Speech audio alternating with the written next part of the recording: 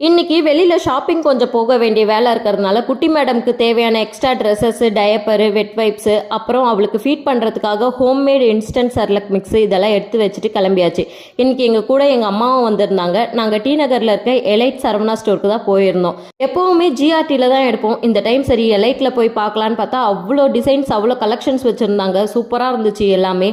எனக்கு போனதுமே இந்த 4 டிசைன் ரொம்ப பிடிச்சிருந்தது. இதுலேருந்து ஒன்று தான் நாங்கள் பாப்பாக்கு எடுத்திருந்தோம். எந்த டிசைன் நல்லா இருக்குன்னு மறக்காம கமெண்ட் பண்ணுங்க.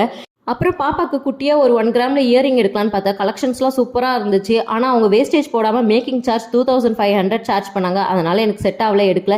இது எடுத்து பிடிக்கவே 3 o'clock ஆனதுனால டேரெக்டாக ஹோட்டலுக்கு போயாச்சு. போனதும் ஆர்டர் கொடுத்துட்டு அது வர கேப்பில் குட்டி மேடம்க்கு ஃபர்ஸ்ட் ஃபீட் பண்ணி தூங்க வச்சாச்சு. என் ஹஸ்பண்ட் சிக்கன் பிரியாணி, அம்மா ஃப்ரைட் ரைஸ், நான் ஒரு நான்வெஜ் மீல்ஸும் பெப்பர் சிக்கனும் வாங்கியிருந்தேன். டேஸ்ட் எல்லாமே சூப்பராக இருந்துச்சு. ரெஸ்டாரண்ட்டோடைய ஆம்பியன்ஸும் சூப்பராக இருந்துச்சு. நீங்களும் இந்த ரெஸ்டாரண்ட் போயிருந்தா மறக்காம சொல்லுங்க. நெக்ஸ்ட் எங்கே போகணும்னு அடுத்த விளாக்ல சொல்கிறேன். மீண்டும் சந்திப்போம்.